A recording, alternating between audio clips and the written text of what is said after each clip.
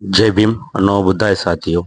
आज 14 अक्टूबर 2025, आज ही के दिन 14 अक्टूबर 1956 को डॉक्टर बाबा साहब आम्बेडकर ने हिंदू धर्म का त्याग करके बौद्ध धर्म को अपनाया था और नागपुर में धम्म दीक्षा ली थी। उसी के उपलक्ष्य में आज लुम्बिनी बौद्ध विहार पर भारतीय बौद्ध महासभा शाखा वडोदरा जिला की ओर से प्रोग्राम आयोजित किया गया है। यहाँ पर सारे पदाधिकारी मान्यवर हमारे प्रोग्राम में शामिल है और भगवान बुद्ध की वंदना और बाबा साहब को नमन करके इस प्रोग्राम को हम शुरुआत कर रहे हैं। जितने भी शाक्यमुनि चैरिटेबल ट्रस्ट के पदाधिकारी है, भारतीय बौद्ध महासभा के पदाधिकारी है, सभी इस वक्त यहाँ पर उपस्थित है। तो सबका यहाँ पे स्वागत किया जाता है और अभी प्रोग्राम को हम शुरुआत करते हैं।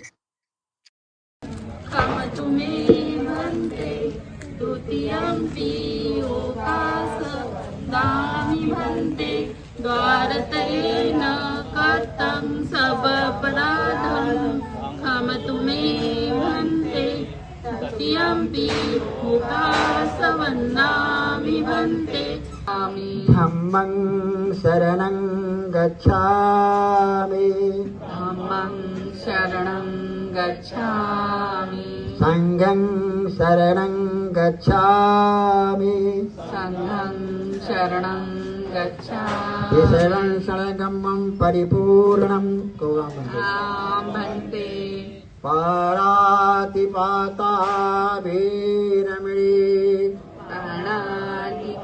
दिवे शरणं अय्यं शरणं गयं बुद्धो मे शरणं वरं मे शरणं वरं एतेन सत्यवद्ये शरणं एतेन सत्यवद्ये एतेन सज्जवज्जे भूत मे जय मंगलं होतु मे जय मङ्गलं नत्थि मे शरणं अय्यं नत्थि मे शरणं। हमारा प्रोग्राम है भारतीय बौद्ध महासभा जिला शाखा की ओर से रखा गया है। तो आज हमारे बीच में जो भी हमारे पदाधिकारी मौजूद है उन सभी का स्वागत है। मनोहर दादा इंगले, प्रकाश दादा, किशोर दादा, आहिरे दादा, विक्रम प्रसाद जी, ओमकार इंगले जी, सामुद्री साहेब, सभी का स्वागत है आज के इस प्रोग्राम के लिए। आज 14 अक्टूबर 1956 जब बाबा साहब ने धम्म दीक्षा ली थी, उस प्रोग्राम को आज हम यहाँ पे मना रहे हैं। उस समय वो एक सिर्फ धार्मिक परिवर्तन नहीं था, वो एक संघर्ष था, एक आंदोलन था जो आज पूरे भारतवर्ष में मनाया जाता है। तो आप सभी को इस दिवस की बहुत बहुत शुभकामनाएं। मैं इस प्रोग्राम की जानकारी के लिए हमारे बीच में जो मौजूद हमारे वक्ता है उनको यहाँ पे बुलाना चाहूंगा। माननीय रविंद्र गाड़े जी जो यहाँ पे अपने 2 शब्द रखे और इस प्रोग्राम के बारे में और इस दिवस के बारे में हम लोगों को गाइड करें। माननीय रविंद्र गाड़े साहब। शांति, मैत्री और करुणा का संदेश देने वाले तथागत भगवान बुद्ध के चरणों में कोटि कोटि नमन। बोधिसत्व भारत रत्न डॉक्टर बाबा साहब अम्बेडकर जी के चरणों में कोटि कोटि नमन। धम्मा पीठ पर विराजमान भिक्षु संघ को कोटि कोटि नमन। और यहाँ उपस्थित शाक्यमुनि चैरिटेबल ट्रस्ट के सभी आला अफसर, भारतीय बौद्ध महासभा के अध्यक्ष, महामंत्री, कोषाध्यक्ष जिन्होंने बड़े परिश्रम से आज का कार्यक्रम आयोजित किया, उन सभी अक्टूबर के तारीख को दीक्षा का कार्यक्रम दिया। वैसे ही एक कार्यक्रम सम्राट अशोक ने जिस दिन बौद्ध धर्म अपनाया वो दिन था विजयादशमी। उसी दिन को देखकर डॉक्टर बाबा साहब अम्बेडकर ने विजयादशमी का दिन चुना और नागों की नगरी नागपुर चुना। ये संयोग है कि उस दिन दशहरा था और तारीख तो 14 अक्टूबर थी। तो कोई 14 अक्टूबर को दीक्षा दिन के रूप में मनाता है, कोई दशहरे के दिन मनाता है, तो कोई विजयादशमी का धर्म की दीक्षा लेते कि यदि हम बौद्ध धर्म अपना लेंगे तो हम जात पात से निकल जाएंगे। बौद्ध धर्म इतना छोटा सा हल्का धर्म नहीं है कि आपको केवल एक उपहार दे दे कि आप जाति प्रथा वर्ण प्रथा से निकल जाए। बौद्ध धर्म जन्मों जन्मों के जो बहुत संसार में फंसे हुए लोग हैं उनके मुक्ति का मार्ग है, उनके सुख शांति का मार्ग है। समस्त संसार में करुणा अहिंसा ममता मानवता मैत्री और बंधुत्व की स्थापना का मार्ग है। ये बीमारी दूर करने का मार्ग नहीं और जातिवाद दूर करने का मार्ग नहीं। जातिवाद तो केवल कुछ लोगों के व्यवस्था का कारण है। धम्म हमें अनेक प्रकार के मानसिक शारीरिक कष्टों से दूर करना है, ज्ञानवर्धक है, बुद्धिवर्धक है और हमें बहुत सागर से तारने का धम्म है। को शुरुआत करता हूं। आज का दिन 14 अक्टूबर 1956 डॉक्टर बाबा साहब आम्बेडकर ने दीक्षा दिया, लोगों को धम्म की दीक्षा दिया और धम्म की दीक्षा खुद लेके लोगों को देना और एक 5 लाख जैसे समुदाय को इकट्ठा करके इकट्ठा दीक्षा देना, ये बहुत बड़ी बात है। उस समय में धम्म को इतना कोई जानता नहीं था। उस समय बाबा साहब ने धम्म की दीक्षा दी। मेरा एक छोटा सा इसके अंदर ये था कि मैंने उसमें रिसर्च किया थोड़ा, और बाबा साहब ने बहुत सारा रिसर्च किया होगा। तो मेरा रिसर्च ऐसा था कि बाबा साहब ने बौद्ध धम्म ही क्यों चुना। जब बाबा साहब ने ये देखा कि हिंदू धर्म में बहुत सारे वर्णवाद और इसकी वजह से हमारे लोगों को नुकसान हो रहा है, उन्होंने घोषणा कर दी थी कि मैं हिंदू धर्म छोड़ूंगा। उसके बाद में उन्होंने स्टडी किया, सारे धर्मों का स्टडी किया और उसके बाद में उन्होंने बौद्ध धर्म चुना। तो वो क्यों चुना, इसके कुछ कारण होंगे। ऐसा नहीं है कि बाबा साहब ने अचानक ही उनके दिमाग में आया और बोल दिया कि बौद्ध धर्म चुने। और ये कारण क्या रहे होंगे उस समय उनके दिमाग में।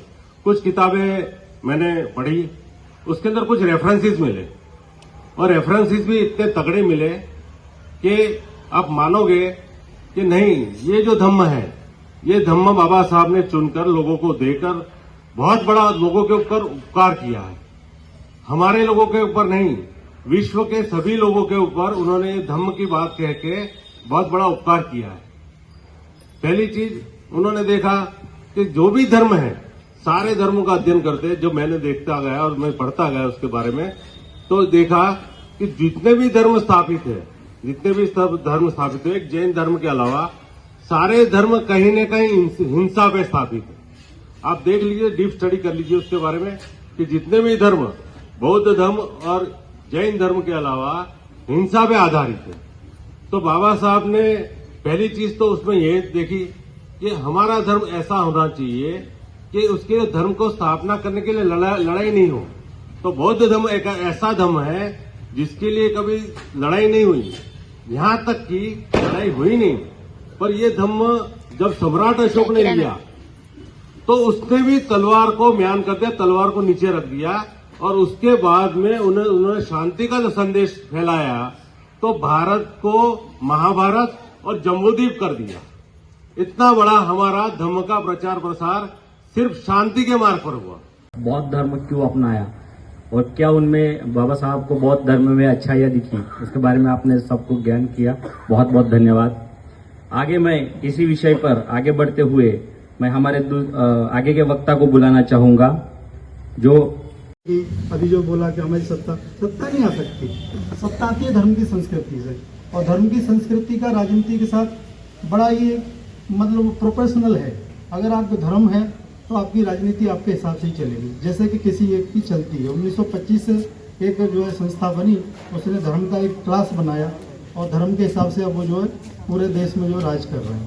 तो यही जो है मेन बाबा साहब का सपना था कि जब बौद्ध में बन जाएगा तो हमारे साथ जो गैर बराबरी हो रही है वो सब खत्म हो जाएगी। इसी के साथ मैं आप सबको साधुवाद देता हूँ। बहुत बहुत धन्यवाद आनंद जी, आपने जो इतने महत्वपूर्ण बात यहाँ पे रखी। आगे बढ़ते हुए हम हमारे बीच में मौजूद शाक्यमुनि चैरिटेबल ट्रस्ट के ट्रस्टी बौद्धाचार्य ओमकार इंग्लिश जी को मैं बुलाना चाहूँगा और अपने विचार रखें।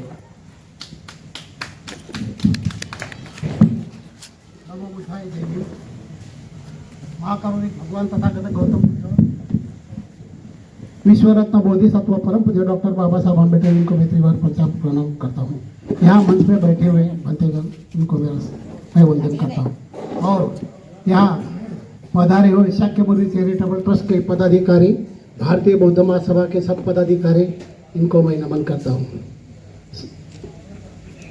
मैं आप लोगों से एक बात कहना चाहता हूँ। आज अगर बाबा साहब ने धम्म दीक्षा नहीं दी होती, हम लोगों की हालत वो गोबर में जैसे कीड़े होते हैं ना, उसकी जैसे होती। भाई बाबा साहब को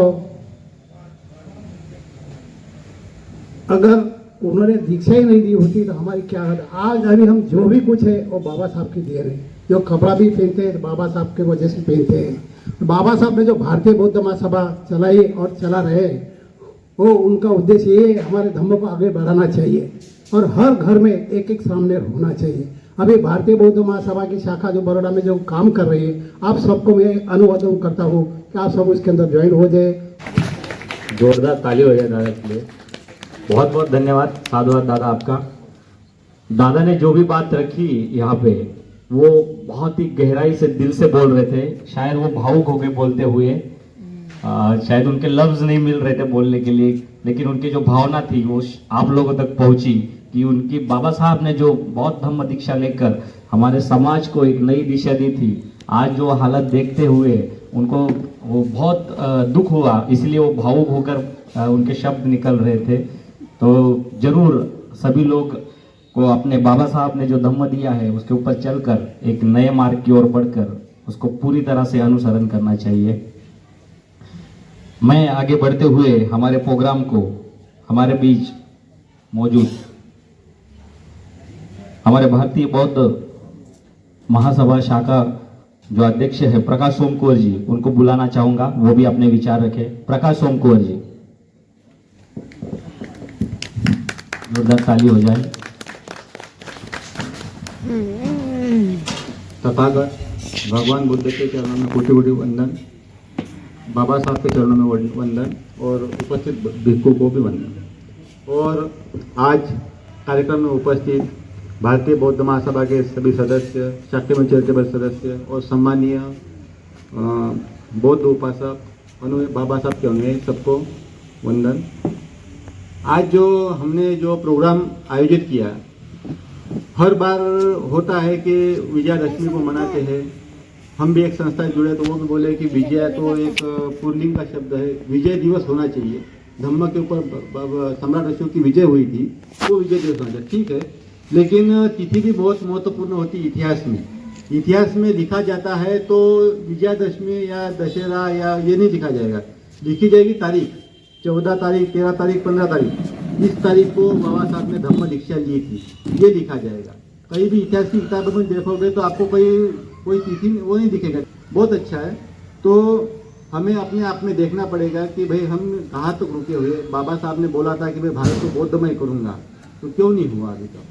इसके लिए हमें जितने भी लोग हैं सबको प्रयास करना पड़ेगा और सबसे पहले खुद को बनाना पड़ेगा।